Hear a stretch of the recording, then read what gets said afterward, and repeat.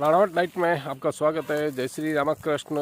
आज आपको बता रहा हूँ एक जवान लड़का जो आज 30 साल की आयु है, शादीशुदा है, 1 साल का उनके बच्चा भी है, पर उसने एक घटनाक्रम ऐसा देखा तो उसे लगा कि मेरी सासू में जो छुपा हुआ आक्रोश, ईर्ष्या और एक घमंड है, वो प्रवृत्ति मेरी बीवी में, मेरी मिसेज में, मेरी स्त्री में प्रवेश करेगी या नहीं करेगी, इसके बारे में आप मुझे बताएं।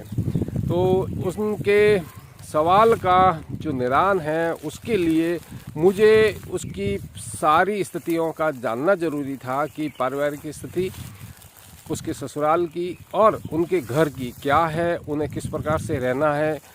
तो उसने मेरे पूछे जाने पे बताया था कि वो लड़का एक संयुक्त परिवार का हिस्सेदार है, उसके परिवार में संयुक्त परिवार के रूप में रहते हैं।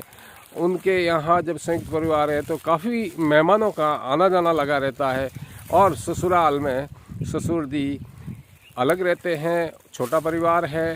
तो उस परिवार में जब 2 साल में उसने कभी भी कोई भी ऐसी घटना नहीं देखी कि जिसे उसे लगा कि ये एक सासू में जो ईर्ष्या की है भावना है, जो क्रोध की भावना है या घमंड की भावना है, वो पहले पता नहीं था, वो कभी दिखी नहीं, क्योंकि हमेशा हंसमुख से रहना, स्वागत करना।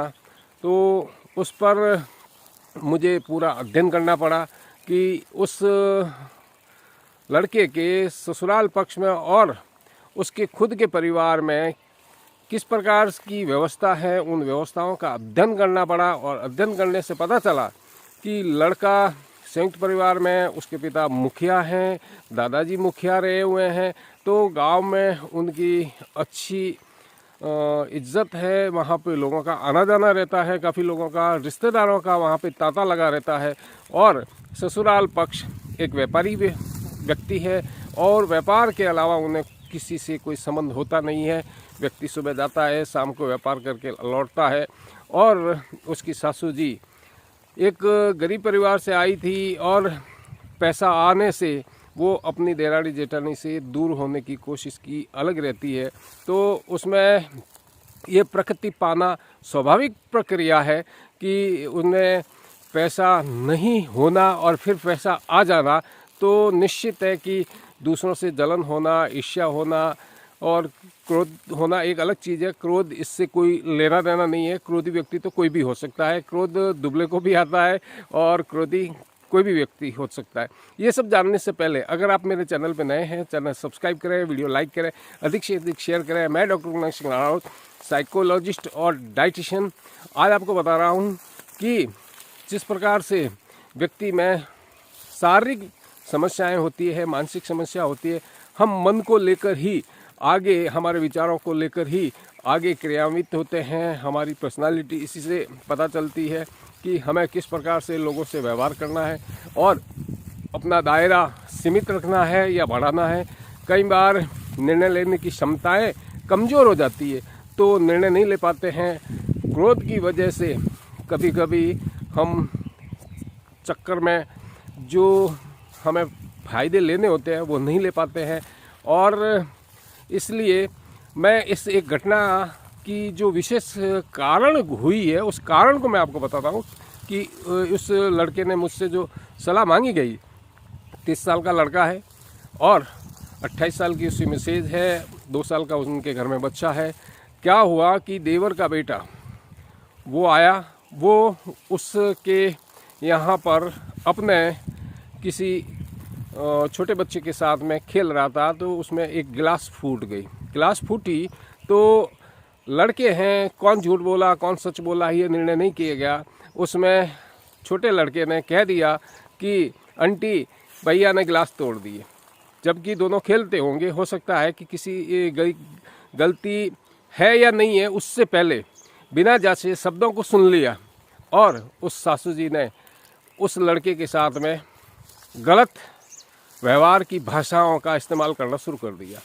तो जब इस प्रकार से गलत भाषाओं का व्यवहार इस्तेमाल हुआ तो उस लड़के की जो मिसेज है वो भी उसमें आग में घी डालना, अर्थात वो भी उसके साथ में हो गई। यानी एक युद्ध स्तर पर 2 सैनिक हो गए। सामने वाला छोटा बच्चा है, भाई गिलास फूट गई तो फूट गई है, इसमें इतनी चिंता की कहाँ बात है, लड़ाई झगड़े की कहाँ बात है।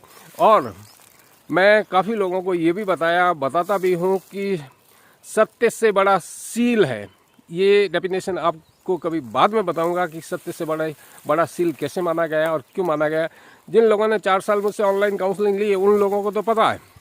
तो आप यहाँ पर इस बात को ये समझिए कि उनमें अब जो दिक्कत है उसमें मैंने बता दिया कि 40% कुछ शारीरिक लक्षण होते हैं, बीमारियां होती है, वो माता से मिलती है, 40% पिता से मिलती है, 20% नहीं।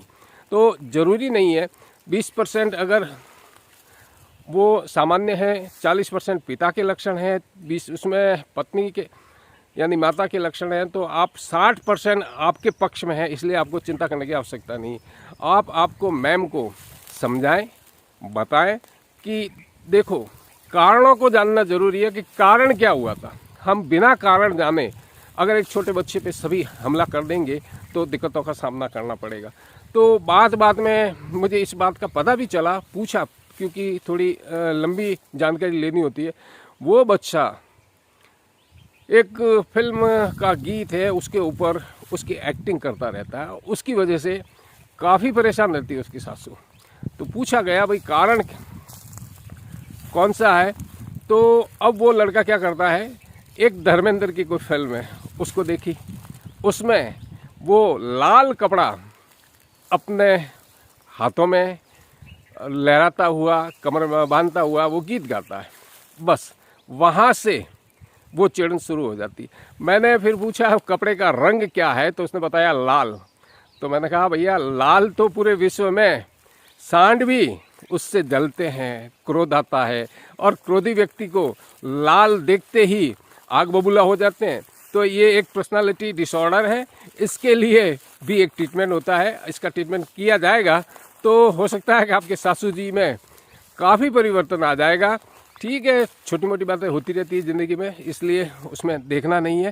पहले आप अपनी बीवी को कारणों को बताएं कि हम किसी भी निष्कर्ष पर पहुंचने से पहले कारण को जानें, और जब कारणों को हम जान लेंगे तो निर्णय क्षमता है हमारी मजबूत हो जाएगी, और जो मानसिक विकार है वो नहीं बढ़ेंगे, और हमारी सामाजिक व्यवहारिक जो क्रियाएं हैं उनमें कोई बाधा नहीं आएगी, और हम चुटकियों में पारिवारिक समस्याओं का समाधान आसानी से कर सकेंगे। इस प्रकार से मिले जुले अगर आपके पास में कोई दिक्कतें हैं तो आप मुझे बता सकते हैं। मैं सभी को व्हाट्सएप पे जवाब नहीं दे सकता, सभी लोगों को मैं टिप्पणी पे जवाब नहीं दे सकता। मेरी सीमा है, मेरी आयु वर्ग के हिसाब से मुझे सामाजिक स्थानों में जाना आना उठना बैठना करना पड़ता है, तो सबके लिए संभव नहीं है कि मैं व्हाट्सएप पे जवाब दूँ। काफ़ी लोग व्हाट्सएप पे बार बार जो पूछते हैं कि सर आपने जवाब क्यों नहीं दिया। अरे भाई मैं आपके बंधन में नहीं हूँ, मैं मेरी दूसरी जवाबदारी है, मुझे वो भी निभानी है। इसलिए सवाल छोड़ दीजिए, तो उसका उत्तर आपको वीडियो के माध्यम से मिल जाएगा। अगर कोई सार्थक टिप्पणी करेंगे तो सार्थक टिप्पणी का जवाब दूंगा। मिलते हैं नए अपडेट वीडियो में, तब तक के लिए जय हिंद, स्वस्थ रहें, मस्त रहें।